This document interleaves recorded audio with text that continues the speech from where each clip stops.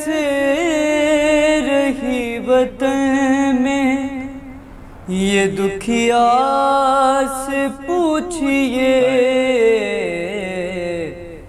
غم کربلا نہ جانے کا صغرا سے پوچھئے۔ اعوذ باللہ من الشیطان الرجیم، بسم اللہ الرحمن الرحیم۔ السلام علیکم ناظرین، قائم ٹی وی کینیڈا سے میں آپ کی میزبان بطول زہرا پروگرام امتحان وفا اور کربلا لے کر حاضر ہوں۔ ناظرین، آج چھٹی قسط ہم پیش کر رہے ہیں، اور جیسا کہ آپ جانتے ہیں کہ ہمارے ساتھ بہت بہترین ذاکرہ محترمہ نرجس سردار نقوی صاحبہ، السلام علیکم۔ وعلیکم کیسی السلام۔ ہیں آپ؟ خدا کا کرم۔ آج ہم چھٹی ایپیسوڈ میں امام حسین علیہ السلام کے بارے میں بات کرنا چاہ رہے ہیں، امتحان وفا اور کربلا کے امام حسین علیہ السلام نے کیوں کیا اس طرح کا لشکر لے کر آپ آئے، جو نہ تیروں سے ڈر رہے تھے، مطلب انہیں کوئی خوف نہیں تھا، نہ پیاس کا کوئی خوف تھا۔ ہاں، بے شک بے شک۔ تاریخ میں بہت قربانیاں انسانوں کی ہم نے دیکھی ہیں۔ جی سقراط نے زہر کا جام پیا جی، کہ جوانوں کا شعور بیدار کریں۔ حضرت یحییٰ کو شہید کیا گیا، جی جی، حضرت زکریا کو شہید کیا گیا۔ حضرت عیسیٰ کو کیسے شہید کیا گیا کہ انہیں کیلوں سے اس پہ دیوار کے اوپر ٹھوک دیا گیا، ان کے ہر عضو کو۔ لیکن ان سب قربانیوں کا تذکرہ اس طور پہ نہیں زندہ ہے جیسا کہ حضرت امام حسین علیہ السلام کی قربانی کا ذکر آج تک موجود ہے۔ اچھا، تھوڑا سا یہاں میں ایک سوال کروں گی کہ ہمارے نزدیک تو جناب عیسیٰ علیہ السلام زندہ ہیں، بے شک بے شک، انہیں اللہ تعالیٰ نے اٹھایا، تو وہ جو مطلب تاریخ میں جو مسلمان نہیں ہیں وہ تو یہی سمجھتے ہیں کہ حضرت عیسیٰ کو اتنی تکلیف دے کے شہید کیا گیا۔ بے شک صحیح، تو آپ اس زمرے میں بول رہے ہیں۔ ہاں، بالکل بالکل۔ حضرت عیسیٰ علیہ السلام کا بھی کہ ویسے ان کا کسی نے یعنی اس ذکر کو ویسے کہ جو عام آدمی تک پہنچ جائے زندہ نہیں رکھا، اور تاریخ کی کتابوں میں بھی اس طرح سے ان کا ذکر یا اور انبیاء کا جو قربانیاں یعنی بڑے بڑے ظلم گزر گئے، مگر ویسے نام نہیں رہا۔ ہاں بالکل۔ آخر حضرت امام حسین علیہ السلام کی قربانی میں اور کربلا کی قربانی میں کچھ نہ کچھ ایسی بات ضرور ہے کہ جس کی وجہ سے یہ آج تک زندہ ہے۔ دیکھیے، بغیر فائدے کے تو کوئی آدمی ایک چٹکی خاک بھی نہیں دیتا۔ بالکل بالکل۔ یہ واقعہ کربلا کچھ نہ کچھ اس میں ایسا ہے کہ لوگ اتنا وقت لگا رہے ہیں، بالکل ہیں بالکل، اتنا پیسہ خرچ کر رہے ہیں، جی، اتنی اپنی توجہ، اپنی جانیں، یعنی کیوں آخر ہم سب یہ کر رہے ہیں؟ اس میں یقیناً ہمارے لیے کچھ نہ کچھ فائدہ ہے۔ ہمیں ایسے کردار دکھائے جا رہے ہیں کہ جو اس حد تک جا سکتے ہیں۔ حضرت امام حسین علیہ السلام کی ان سب کی یہ قربانی اپنی ذات کی قربانی تھی۔ صحیح۔ حضرت عیسیٰ ذاتی طور پہ صلیب پہ چڑھائے گئے، حضرت یحییٰ پھانسی چڑھائے گئے اکیلے اپنے، اور حضرت زکریا کو آروں سے کاٹا گیا۔ یہ سب جو ہوا یہ ذات سب نے، سقراط نے اکیلے نے زہر کا جام پیا۔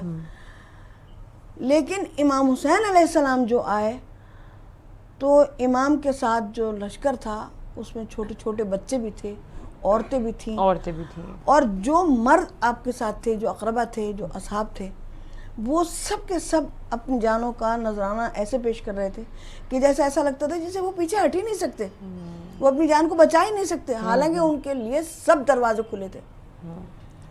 اصل میں حضرت امام حسین علیہ السلام کی غیر معمولی جو ایک یہ آپ سمجھ لیں کہ لیڈرانہ صلاحیت تھی، یہ دراصل وہ تھی کہ جس کی وجہ سے انہوں نے گویا ہر دماغ میں، ہر سر میں اپنا دماغ اور ہر سینے میں اپنا دل پیوست کر دیا تھا، اور سب کو اپنے مقصد سے پورے طور پہ آگاہ کر دیا تھا۔ اچھا، اب اس سے کیا ہوا کہ جب اب ہم ایسے دیکھیے، کبھی جو غلطیاں ہم سے اہل تشیع سے بھی ہم لوگوں سے بھی ہوئی ہیں کہ ہم ایسا بتاتے ہیں کہ بی بی نے اپنے بچوں کو حضرت محمد کو امام حسین پر سے قربان کر دیا۔ کوئی کسی پہ سے قربان نہیں کر رہا تھا اس دن کچھ، یا حضرت عباس نے اپنے بھائیوں کو اپنے امام عالی مقام پر سے قربان کر دیا تھا، نہیں، سب अच्छी तरह इमाम हुसैन के मकसद को समझ के। अच्छा, और इमाम हुसैन का मकसद क्या है? इमाम हुसैन अलैहिस्सलाम जो अपनी माँ की हरी भरी खेती को कटवा रहे हैं और मैदान करबला में, कोई मामूली बात नहीं है। उन्हें भी नज़र आ रहा है, उन्हें भी अपनी 3 साल की बच्ची बहुत अजीज़ है, उन्हें भी अपना 6 महीने का बच्चा उतना ही अजीज़ है जितना छोटे बच्चे हमें अपने अजीज़ होते हैं। बल्कि वो चूँकि बड़े इंसान हैं, उन्हें ज़्यादा अजीज़ हैं। जो ज़्यादा बड़ा आदमी होता है उसकी मोहब्बत ज़्यादा दर्जे की होती है। उनको तो माँ, वो ये सब देख रहे हैं, उसके बावजूद ये सब कुर्बानी दे रहे हैं। तो ये क्यों? आखिर ये इसलिए कि इमाम दीन को जिंदा, यानी किस चीज़ के लिए दे रहे हैं जो उनसे भी अफजल है, किसी ऐसी चीज़ के लिए कुर्बानी दे रहे हैं ना। हम असल में इमाम हुसैन अलैहिस्सलाम की शख्सियत और उनकी शहादत रूह में ऐसी आग लगा देने वाली चीज़ें हैं कि हमारी नज़र उस चीज़ पर नहीं जाती जो उनसे भी अफजल है। वो क्या चीज़ है जो उनसे भी अफजल है? वो है अल्लाह का दीन। अल्लाह के दीन में सबसे पहले आपको क्या करना पड़ता है? आपको अपना आप मारना पड़ता है, मैं निकालना पड़ता है, और अपनी बंदगी जो है आपको उसके सामने अपना सर झुकाना होता है। अब हज़रत इमाम हुसैन अलैहिस्सलाम ने चूँकि ये बता दिया कि वो दीन की बका के लिए जा रहे हैं, जैसा मैंने तुम्हारे सामने पहले भी पिछले प्रोग्राम से भी मैंने तुमसे कहा कि इमाम की शहादत का ये नतीजा निकला कि उसके बाद जितने भी बुरे अमाल किए वो उसकी ज़ात का हिस्सा ठहरे, दीन इस्लाम से इसको का कोई ताल्लुक़ नहीं रहा। बिल्कुल। अब ये इमाम हुसैन अलैहिस्सलाम ने अपने और यजीद के दरमियान, यानी हक़ और बातिल के दरमियान, अपने खून से एक लाइन लगा दी, गोया लकीर खींच दी कि हक़ इधर है और बातिल इधर है, हक़ और बातिल जुदा जुदा हो। बिल्कुल। अच्छा, अब उसके लिए इमाम ने गोया सब तक अपना मकसद पहुंचा दिया और बार बार उनसे ये कह के कि तुम मेरा साथ छोड़ के चले जाओ। गोया के इमाम ने सबको आज़ाद कर दिया, किसी के ऊपर कोई पाबंदी नहीं है, कोई पाबंद नहीं रहा, सब अकरबा से भी कह दिया। अकरबा से भी 9 मुहर्रम को जब जंग गोया तैयार हो गई तो वो इमाम का चराग बुझाना। बिल्कुल। और फिर खुतबा इरशाद फरमाया कि तुम देखते हो कि जंग की तैयारी की जा रही है, तलवारें तेज़ की जा रही हैं, तीर जहर में बुझाए जा रहे हैं, नेज़े तैयार किए जा रहे हैं, कल सुबह जंग ज़रूर होगी। अब तुम में से जिसका जी चाहे वो मेरा साथ छोड़ के चला जाए, अंधेरे को अपना मुरकिब बनाओ।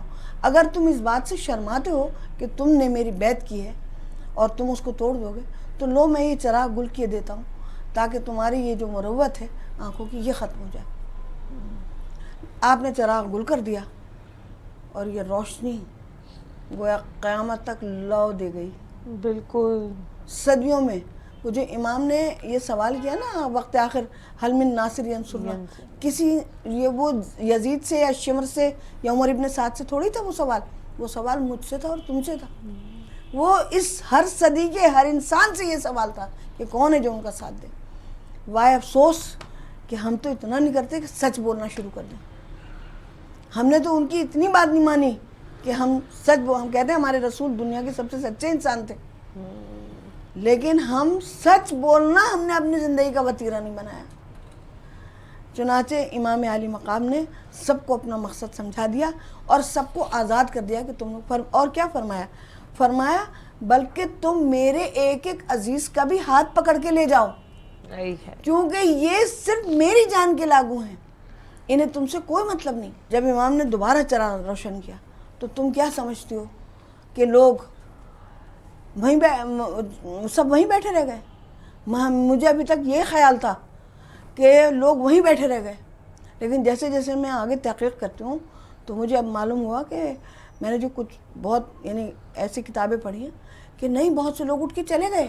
अच्छा, आप मुझे बता रही थी प्रोग्राम में नाजरीन के 200 लोग थे। हाँ, तकरीबन 200 लोग बाकी बचे और बाकी लोग जो आ गए थे, एक मतलब जोश, एक जज्बा कि नहीं हम हक़ का साथ देंगे, वो लोग आ गए थे। लेकिन जब मौत को बिल्कुल सामने खड़े हुए देखा तो फिर उसमें से बहुत से लोग चले गए, थोड़े से लोग रह गए। वो लोग जो रह गए वो तीरों की बारिश भी देख रहे थे, वो तलवारों का तेज़ होना भी सुन रहे थे, आवाज़ भी, और वो उनकी जंग के इरादे भी देख रहे थे। और सबसे बड़ी बात थी, आम बात थी, वो ये कि वो सब भी प्यासे थे। पानी तो बंद हो गया था, 7 मुहर्रम को फ़ौजों ने घाट बंद कर दिया था, تو پیاس ایسی، یعنی آج کل کی گرمی میں ہم محسوس کر سکتے ہیں کہ پیاس کی کیا اہمیت ہے، بالکل، پانی کیا اہمیت رکھتا ہے اس دنیا میں. مگر جب میں اس لشکر کی پیاس دیکھتی ہوں تو مجھے خیال آتا ہے کہ آخر یہ پانی پیدا کیوں ہوا. جب امام حسین کے اور ان کے بچوں کے لیے پانی نہیں رہا تو یہ پانی پیدا ہی کیوں ہوا. بالکل بالکل. مگر بس یہ بھی ایک امتحان تھا کہ جس کے لیے پانی سامنے تھا. نہر کوئی بہت زیادہ دور تھوڑی ہے، کوثر کے لیے پانی اور وہ یوں اشارہ کرتے تو نہر آ جاتی. بالکل بالکل. لیکن انہیں معجزے دکھانا نہیں تھا. امام حسین علیہ السلام نے اپنے مقصد شہادت کو یعنی کیسے کیسے حاصل، ان لوگوں کو آزاد کرتے چلے گئے. تم لوگ چلے جاؤ، تم میرا ساتھ چھوڑ دو، میں تنہا کافی ہوں اس جنگ کے لیے، اور میرے عزیزوں کو بھی لے جاؤ. بالکل. ناظرین یہاں پہ ایک چھوٹا سا بریک لوں گی. بہت امپورٹنٹ گفتگو چل رہی ہے. بریک کے بعد دوبارہ حاضر ہوتے ہیں. امتحان وفا اور کربلا. کیسے رہی وطن میں یہ دکھیا سے پوچھئے، غم کربلا نہ جانے کا صغرا سے پوچھئے. کیسے رہی وطن میں یہ دکھیا سے پوچھئے، غم کربلا نہ جانے کا صغرا سے پوچھئے. جی ناظرین، آپ دیکھ رہے ہیں امتحان وفا اور کربلا. بریک سے پہلے ہم بات کر رہے تھے کہ امام حسین علی مقام علیہ السلام نے یہ ارشاد فرمایا اور چراغ گل کر دی کہ نہ صرف یہ کہ تم لوگ چلے جاؤ بلکہ میرے اقربا کا بھی ہاتھ اٹھا پکڑ کے لے جاؤ، اور یہ صرف میرے خون کے پیاسے ہیں. ہاں جی. اس سے آپ نے یہ بتا دیا کہ وجہ جنگ کیا ہے. وجہ جنگ یعنی یہ جو کہنا کہ تم میرے عزیزوں کا بھی ہاتھ پکڑ کے لے جاؤ، یہ نہیں روکیں گے، تو یہ صرف میری جان کے لاگو ہیں. یہ کیوں؟ یہ آپ نے یہ بتا دیا کہ وجہ تنازع ہے کیا. کیونکہ اولی الامر صرف امام حسین علیہ السلام ہے اس وقت. اولی الامر ان لوگوں میں سے کوئی بھی نہیں ہے. انہوں نے بھی مطالبہ نہیں کیا کہ حضرت عباس بیعت کر لیں. دیکھو حضرت عباس کے پاس تو 2 امان نامے آئے. ایک ان کے ماموزاد بھائی ابن زیاد کے دربار میں بیٹھے تھے. جب شمر نے کہا کہ عمر ابن سعد کا کیا ہے، میں نے تو سنا ہے کہ وہ رات بھر امام حسین علیہ السلام سے باتیں کرتا رہتا ہے. تو اس نے خط لکھا. اس نے لکھا کہ ہم نے تمہیں اس لیے نہیں بھیجا کہ تم انہیں زندگی کی امیدیں دلاؤ یا تم ان سے صلح کی گفتگویں کرو. ہم نے تمہیں اس لیے بھیجا کہ تم یزید کی بیعت ان سے لے لو. کریں تو گرفتار کر کے ہمارے پاس لاؤ، نہ کریں تو ان کو قتل کر دو اور ان کا سر قلم کر کے ہمارے پاس لے کر آؤ. تو جب وہ یہ بات کر رہا تھا تو وہیں عبداللہ ابن کرنان نامی ایک شخص بیٹھا ہوا تھا، اور وہ حضرت ام البنین کے خاندان سے تھے. حضرت ام البنین کے کزن کوئی آپ سمجھ لیں. تو انہوں نے کہا کہ ہمیں معلوم ہوا ہے کہ حضرت امام حسین علیہ السلام کے ساتھ ہمارے خاندان کی بیٹی فاطمہ ہی نام تھا ان کا بھی، فاطمہ بنت حزام کے بیٹے بھی آئے ہیں. تو میں چاہتا ہوں کہ آپ ان کے لیے ایک امان نامہ لکھ دیں.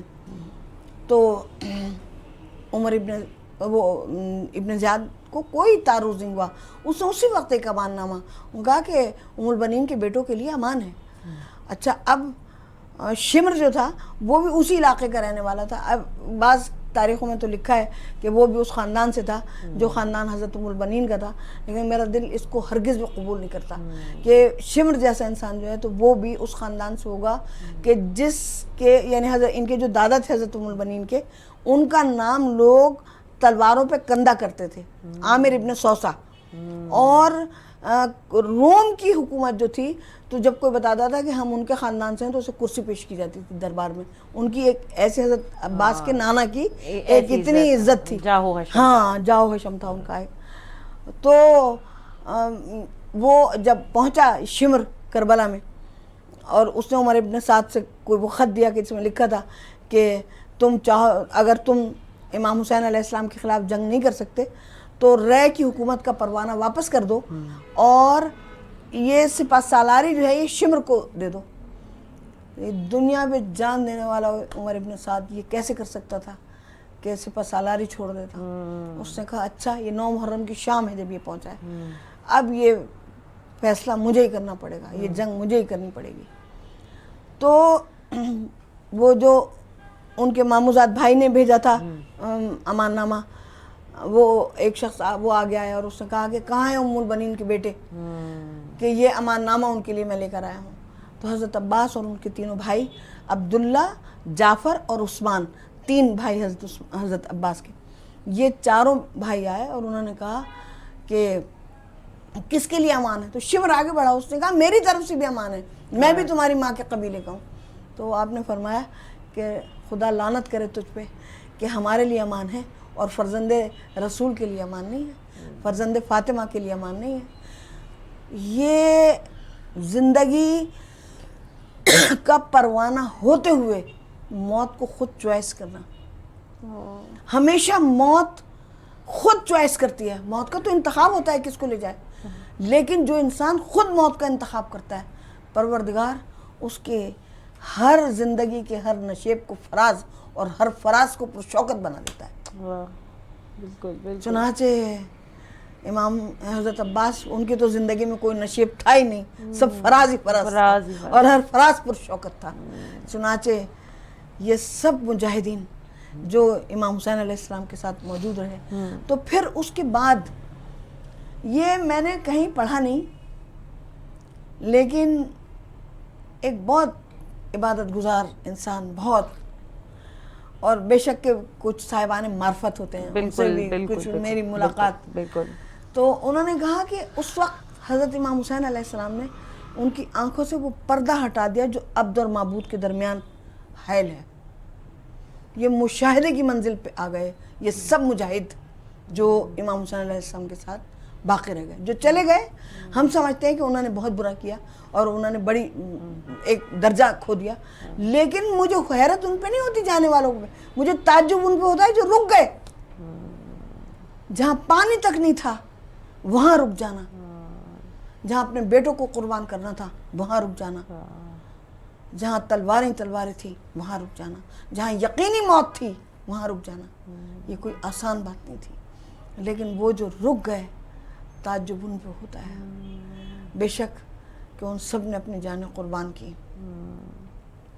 और इस तरह से कुर्बान की कि 2 भाई कज़न्स थे, 2 मैदान करबला में, तो वो हज़रत इमाम हुसैन अलैहिस्सलाम तशरीफ़ फरमा थे, बैठ गए ज़मीन पर थोड़ी देर के लिए। हर मुजाहिद की जंग को इमाम ने खुद मुलाहिज़ा फरमाया, खड़े होके टीले के ऊपर खड़े होके खुद मुलाहिज़ा फरमाया। तो अब शायद थक गए, थोड़ी देर बैठ गए, तो वो दोनों आके आपके पास बैठ के रोने लगे। तो इमाम ने फरमाया कि क्यों रोते हो? अभी कुछ देर के बाद तुम मेरे नाना की खिदमत में हाजिर होंगे, मेरी दादी मौजूद होंगी, वहाँ सब तुम्हारा इस्तकबाल करने के लिए होंगे। तो वो एक उनमें से आंसू पोंछ के कहने लगा, हम अपने लिए नहीं रोते, हम आपकी इस बेबसी और बेकसी को देख के रोते हैं। इन लोगों ने आपको कैसे घेर लिया, हवा की आमद व शुद्ध भी रोक दी, बुलाया और बुलाने के बाद आपकी ये मेहमानी की। लेकिन इमाम हुसैन अलैहिस्सलाम की जो एक सिपहसालारी की हैसियत है, उसका मामला ये है कि एक बच्चा तक भी इधर से उधर नहीं गया, उधर से बड़ी तादाद में लोग आए। वो हौसले ही अलग थे, वो हौसले ही अलग थे, वो हौसले ही अलग थे। इमाम हुसैन ये कर सकते थे आसानी से, सबसे पहले जाते और अपनी जान कुर्बान कर देते। बिल्कुल, मरना आसान था, बहुत आसान था, मगर वो ये जिम्मेदारी किसी और को सौंपना नहीं चाहते थे। बहुत मुश्किल भारी जिम्मेदारी अपने ऊपर, सबसे भारी थी, बहुत सबसे भारी। और जब हज़रत अब्बास की भी शहादत हो गई, वो मीरनीस ने 2 मिसरे कहे, अब्बास नहीं है, अलम व फौज नहीं है, अब फातिमा के लाल का वो औज नहीं है। हाय नाज़रीन, इसी के साथ ही प्रोग्राम को अपने अख्ताम पर पहुंचाते हैं। इंशाल्लाह अगले एपिसोड में फिर हाजिर होंगे, तब तक के लिए इजाज़त दीजिए। इम्तिहान वफ़ा और करबला से बतूल ज़हरा, काइम टीवी कनाडा। अल्लाह हाफ़िज़। ये दुखिया से पूछिए غم کربلا نہ جانے کا صغرا سے پوچھئے.